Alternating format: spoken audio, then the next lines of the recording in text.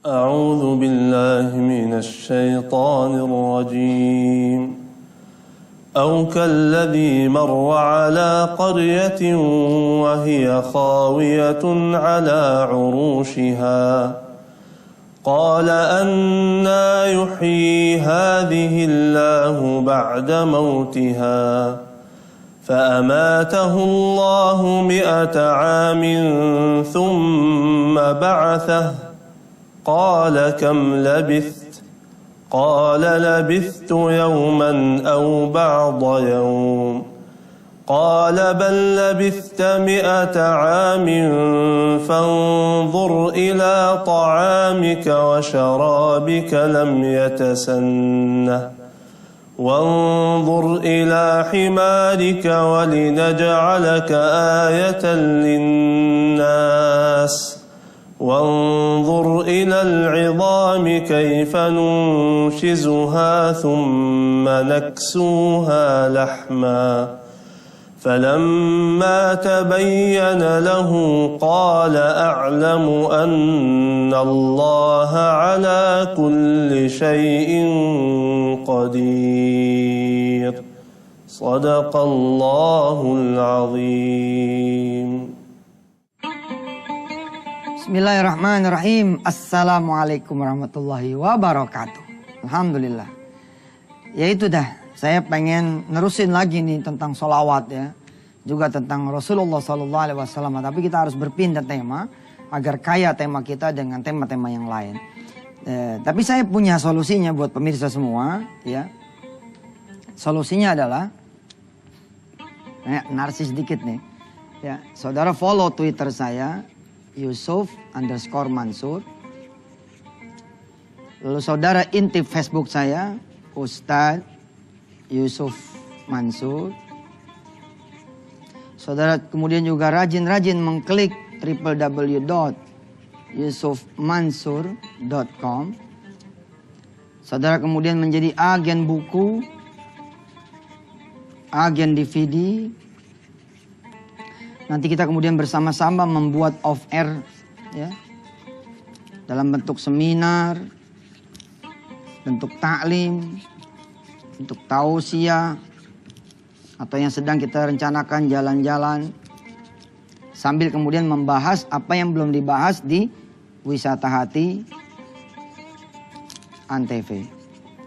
Yang belum dibahas banyak nih, diantaranya apa? Kiamat.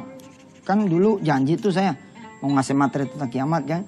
Tapi setelah dipikir-pikir lagi, ini sudahlah, nanti ajalah pembahasan tentang kiamat. Saya mohon maaf karenanya. Terus apalagi macam-macam sholawat. Ada sholawat Ibrahimiyah, ada sholawatnya Imam Syafi'i, ada sholawat atau sholawat Nariyah, ada sholawat Fatih, ada sholawat Tibbil Qulub, ada sholawat Badr. Banyak lagi sholawat. Nah ini macam-macam sholawat belum kita bahas. Sebab kalau kita bahas ini macam-macam sholawat, satu sholawat 1 hari. Ini 1 bulan ini udah khusus sholawat itu. Karenanya menurut saya sudahlah, ini nanti kita selenggarakan dengan cara-cara yang sepatutnya supaya transformasi pelajaran ke pemirsa bisa bermacam-macam tema. Ya. Kita juga belum membahas misalkan tentang sunnah-sunnah itu apa saja sih gitu. Sunnah-sunnah Rasul itu apa saja sih? Kalau dibagi 2 nanti ada yang muakkad, ada yang muakkadah, ada yang kemudian yang ghair muakkadah. Ada sunnah yang teramat penting yang kalau ditinggal jadi masalah. Ada sunnah yang kategorinya ya dikerjakan, dapat pahala, nggak dikerjakan nggak ada masalah. Ya, kita kepengen kemudian selama 24 jam kita hidup, kita berbalut sunnah. Yang begini-gini pemirsa doain dah, doain. Supaya stamina saya dan teman-teman, rencana-rencana yang sudah disusun, ya, nyetelin DVD, misalkan nyiapin DVD gitu ya. Nyiapin DVD tentang macam-macam sholawat, lalu dikirim kepada para agen, dikirim kepada para simpul wisata hati. Lalu kemudian Anda semua yang kemudian menyetelkan kepada keluarga Anda, kerabat Anda, saudara-saudara Anda insya Allah. Rajin-rajin ngikutin ini ya. Twitter @Yusuf_Mansur, Facebook Ustadz Yusuf Mansur, website www.yusufmansur.com, agen buku, Simpel Wisatati dan seterusnya. Info-info nanti ada di sini, termasuk info-info tentang membangun percetakan Al-Quran, sedekah sawah, dan lain-lainnya. Kita berdoa dulu yuk, sebelum kita beralih ke tema yang berikut ini. Kita berdoa dulu pemirsa. Mudah-mudahan apa yang sudah kita kaji selama ini, sampai yang terakhir kemarin Jumat adalah tentang sholawat. Mudah-mudahan nambah ilmunya, tapi yang lama ini dipakai. Insya Allah doakan saya juga, mudah-mudahan saya yang menyampaikan pun memakai ilmu yang saya ajarkan kepada diri saya dan kepada saudara semua. Mari kita berdoa bersama-sama. Bismillahirrahmanirrahim. Allahumma salli ala Sayyidina Muhammad wa ala ali Sayyidina Muhammad. Ya Allah, terima kasih. Engkau telah menganugerahkan acara pengajian, acara belajar, majelis ilmu, Wisata Hati Antv ini kepada saya, kepada segenap pemirsa semua, dan kepada orang-orang yang terlibat di acara ini, dari para kru, staf, karyawan Antv, dari keluarga besar Antv, mulai dari paling atas sampai yang paling bawah. Maka ya Allah, jadikanlah acara ini manfaat buat kami, buat keluarga kami, anak-anak turunan kami, sahabat-sahabat kami, teman-teman kami, orang-orang tua kami, dan segenap penghuni alam ini ya Allah. Ya Allah ya Rahman ya Rahim, terima kasih Engkau telah menghadiahkan kami ya Allah jalan untuk menuntut ilmu. Mudah-mudahan dengan jalan menuntut ilmu ini Engkau angkat semua kesusahan dan kesulitan kami. Engkau anugerahkan kepada kami ya Allah kabulnya hajat dan doa. Engkau hadiahkan kepada kami iman yang benar, Islam yang bagus, amal soleh yang meningkat, ibadah yang istiqomah, rezeki juga yang luas, badan yang sehat, umur yang panjang lagi sehat dan taat. Kemudian ya Allah kami minta juga kepadamu ya Allah agar kami wafat dalam keadaan husnul khatimah. Engkau jadikan kubur kami lapang ya Allah menjadi surga. Engkau kumpulkan kami bersama Rasulmu ya Allah, hingga nanti Engkau dudukan kami juga bersama Rasulmu Nabi besar Muhammad SAW dan keluarga dan sahabatnya, sekeluarganya.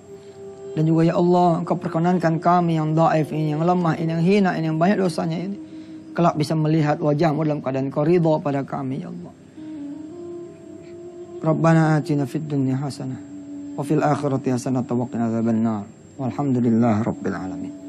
Pemirsa yang dirahmati Allah, jangan kemana-mana. Habis ini kita akan mulai masuk ke bab yang menurut saya insya Allah ini menyenangkan, yakni bagaimana kemudian semua bisa jadi pengusaha.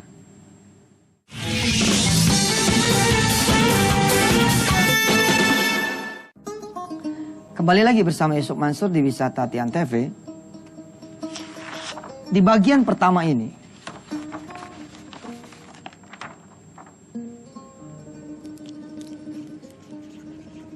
di mana kita mempelajari how to be pengusaha, bagaimana menjadi pengusaha, how to become pengusaha, atau kemudian semua bisa jadi pengusaha.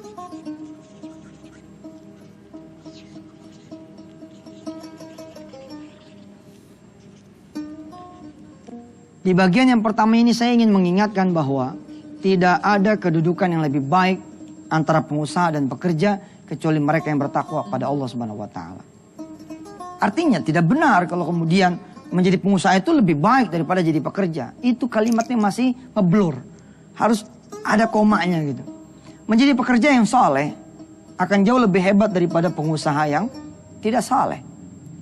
Menjadi pekerja yang rajin sholat malam, sholat duha, senang berbakti kepada orang tua, senang berderma kepada sesama, lebih baik daripada seorang pengusaha yang tidak ingat kanan kirinya, tidak ingat keluarganya, tidak ingat orang tuanya, tidak ingat kepada Allah dan Rasulnya. Ustadz, kalau ada pengusaha yang sama-sama dengan pekerja, artinya dia seorang pengusaha yang juga kemudian banyak amal solehnya, banyak juga kemudian ibadahnya, banyak dermanya, lebih bagus dong daripada pekerja. Menurut saya tidak, sama saja. Asli nggak ada itu klasifikasi berdasarkan kemudian perasaan kita. Perasaan kita dengan jadi pengusaha kita bakal lebih bagus. Bisa apa pengusaha itu kalau kemudian tidak ada pekerja? Jadi jangan merasa kemudian jadi pengusaha itu lebih baik daripada mereka yang bekerja. Nggak begitu. Maka di bab yang pertama ini, di bagian yang pertama, saya dudukkan dulu otaknya nih. Sehingga maaf ya, seorang tukang cuci piring di warung penyet. Nah, sekalian promosi. Nah. Tukang cuci piring di warung penyet, apakah dia lebih berharga ketimbang Mas Jody, Mbak Anik, yang diamanahkan oleh Allah sebagai owner? Apakah kemudian seorang tukang cuci piring yang bekerja di warung penyet, derajatnya lalu lebih rendah daripada seorang Mas Jody dan Mbak Anik yang diamanahkan oleh Allah menjadi seorang owner daripada warung ini sendiri? Jawabannya adalah tidak sama sekali. Kalau nggak ada yang nyuci piring, bisa jualan. Pelanggan yang kami cintai, hari ini tukang cuci piringnya tidak masuk. Bila Anda berkenan, monggo cuci piring sendiri. Kira-kira gimana tuh? Kira-kira bagaimana? Artinya apa?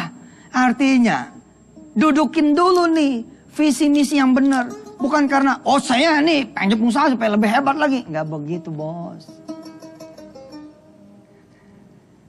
Bahwa kesempatan kemudian orang yang kalau jadi pengusaha bisa jadi lebih banyak lagi daripada pekerja, benar apa tidak? Ini pun saya benerin juga. Nggak bener juga. Emangnya seorang pekerja tidak bisa kemudian dia membangun masjid? Karena nggak punya duit begitu, seorang pekerja boro-boro bangun masjid, bangun rumahnya dewek, nggak mampu. Bagaimana dia bangun masjid? Itu karena dia tidak tahu caranya. Tapi kalau dia tahu caranya, insya Allah seorang yang miskin pun bisa punya masjid. Nggak percaya? Ikutin terus dah acara wisata TNTP. Insya Allah kita akan urai satu demi satu. Di bab satu ini, di bagian satu ini saya ingin mengatakan hal yang ini. Maka tidak ada seorang pengusaha yang bisa menginjak seorang karyawan. Tidak ada seorang yang kemudian karyawan merasa lebih hina. Lebih gimana gitu. Aduh, saya mah cuma karyawan kecil, Ustaz. Gak ada. Ini pikiran kita aja yang membuat kita jadi besar. Kita jadi kecil. Kita jadi besar ya sombong. Kita jadi kecil ya merasa nanti putus asa. Gak ada itu. Ini dulu didudukin. Ustaz, sebagai kalimat motivasi bagaimana? Kalau sebagai kalimat motivasi, boleh. Dorong semua teman-teman menjadi pengusaha. Insya Allah Indonesia lebih banyak lagi membutuhkan pengusaha-pengusaha. Karena jumlah pengusaha di Indonesia ini relatif masih sedikit. Sedikit, sangat sedikit. Lalu saya angkat topi deh tuh buat teman-teman. Ya, kayak Mas Ipo, Mas Mono. Ya, teman-teman yang kemudian mendorong lahirnya pengusaha-pengusaha. Insya Allah kita sama-sama. Tapi izinkan saya kemudian di bagian satu ini benerin dulu. Supaya kemudian orang tidak gegap gempita meninggalkan dunia pekerjaan, beralih kepada dunia pengusaha, sementara hatinya tidak disiapkan. Saya termasuk yang tidak setuju gitu, umpama begini. Kenapa ente mau berhenti dari kerjaan? Oh, saya sudah ada usaha dikit. Saya juga sudah punya tabungan dikit. Lihat yang dia andelin. Usaha sama tabungan. Nanti ini jadi Tuhan. Jadi Tuhan. Manakala kemudian dia benar-benar berhenti, lalu usaha ini tidak jalan. Tabungannya juga ditipu sama orang. Akhirnya apa? Kerja enggak, jadi pengusaha juga kagak. Lontang-lantung aja udah. Yang mesti disiapin di bagian bab satu ini dulu. Apa? Hati. Visi misi. Tujuan. Kenapa ente harus jadi pengusaha? Begitu kira-kira. Ustaz, nggak menarik pembahasannya. Kan kalau mau menarik tuh ya, orang dibikin jadi kaya, orang dibikin kemudian jadi sukses, orang dibikin jadi begini dan begitu. Justru menurut saya ini yang penting, saudara. Saat ini bila saudara menjadi seorang karyawan pun, bila saudara punya hati yang bersih, tulus, ikhlas karena Allah, saudara menyadari bahwa saudara ada bagian besar dari satu unit usaha, maka insya Allah kedudukan saudara sama di mata Allah SWT dengan owner dari sebuah perusahaan. Owner dari sebuah pekerjaan, owner dari sebuah perniagaan. Begitu saudara. Kalau sudah benar nih, mulai kita melangkah. Tapi saya pengen tetap usaha, saya kan pengen perbaikan diri. Iya saya bilang, iya perbaikan diri maksudnya bagaimana? Kalau cuma pengen beli mobil, nggak usah jadi pengusaha juga bisa punya mobil. Bagaimana caranya? Ya udah kita lewatin dulu nih yang mau lewat ntar kita belajar bagaimana seorang pekerja bisa kemudian dia memiliki mobil tanpa perlu menunggu jadi pengusaha.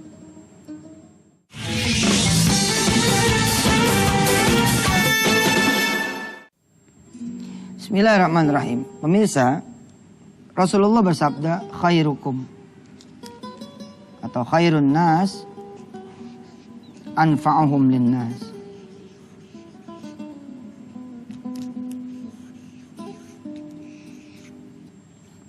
Sebaik-baik manusia adalah kemudian yang bermanfaat buat manusia yang lain. Jadi saya termasuk yang mengatakan bahwa kalau menjadi pengusaha dengan niat pengen kaya, aduh mas, ente jadi pekerja juga bisa kaya, beneran. Tapi kan saya pengen punya mobil Ustadz. Kalau saya jadi pekerja dari mana judulnya saya punya mobil? Ente tuh udah memiskin, Tuhan ente pekerjaan lagi, makin payah kan. Orang miskin pengen punya mobil, udah belajar kan di wisata TV, gimana caranya? Sholat dong 2 rakaat. Ya Allah saya sholat duha nih, saya pengen mobil. Biar hujan kagak hujanan, panas kagak kepanasan. Biar saya bisa bawa orang tua saya pergi pulang kampung. Kapan aja dia mau jalan di jalan, saya siapin tuh kuncinya, sama sopirnya, sama bensinnya, sama ongkosnya. Allahu Akbar. Insya Allah tibang mobil, showroom juga Allah kasih. Pengen rumah. Lalu Anda jadi pengusaha, lalu Anda berpikir Anda bisa jadi punya rumah. Ketahuilah saudara, berapa banyak pengusaha di negeri ini yang kehilangan rumahnya. Rumahnya diambil sama Allah SWT, disita sama bank, digade sama rentenir dan seterusnya. Sama penyakit, diambil sama rumah sakit. Artinya pemirsa, nawaitu kita pengen jadi pengusaha, benerin dulu.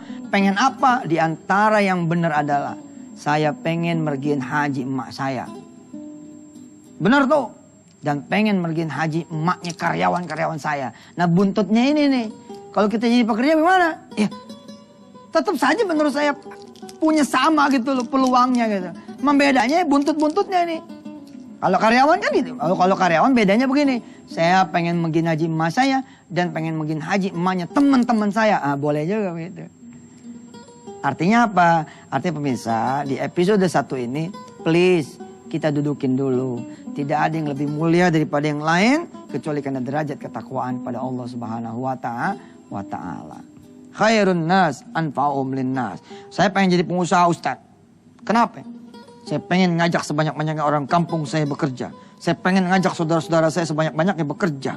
Saya pengen kemudian menjadi wasilah rizki dari Allah Subhanahu wa taala yang saya alirkan kepada kanan dan kiri saya. Saya pengen subhanallah, mudah-mudahan Allah Subhanahu wa taala menjadikan saya manfaat buat ibu saya, orang tua saya, adik-adik saya. Wah, itu dia baru cakep tuh.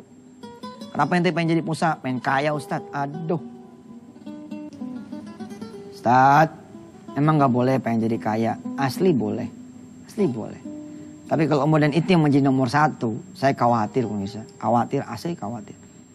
Saudara gegap gempita masuk ke ranah pengusaha, akhirnya malah menjadikan saudara miskin kuadrat.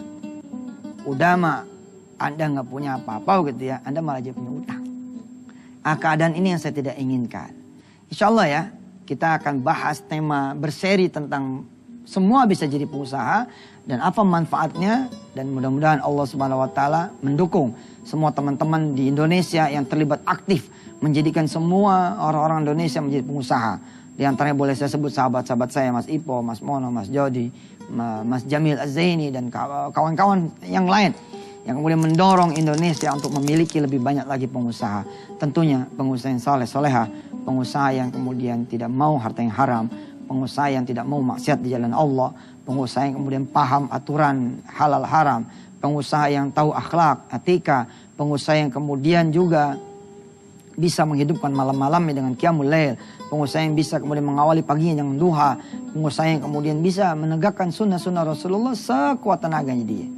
Dan kemudian menjadi wasilah buat orang-orang yang lain ikut kemudian menuju Allah Subhanahu wa taala. Pemirsa yang dirahmati Allah. Sekali lagi, di episode pertama ini mungkin mengecewakan buat saudara semua. Oh kalau begitu mah terlalu abstrak Ustaz. Baik, menurut saya kita jangan selesai sampai di sini ngajinya. Besok kita terusin lagi, kalau ada panjang umurnya, dikasih sehat oleh Allah Subhanahu wa taala, mudah-mudahan. Saya berani ngomong begini ya, insya Allah besok saudara ikutin pengajian yang besok nih, hari Selasa ya, hari Selasa betul. Lalu kemudian saudara ikutin betul, asli saudara, saudara bisa jadi pengusaha. Karena gampang jadi pengusaha itu, asli gampang. Pengen tahu bagaimana? Tunggu aja besok. Masih di Wisata TNTV, mari kita tutup pengajian kita dengan sama-sama mengucap ya doa kafaratul majlis. Subhanakallahumma wa bihamdika asyhadu an la ilaha illa anta astaghfiruka wa atubu ilaik. Wassalamualaikum warahmatullahi wabarakatuh.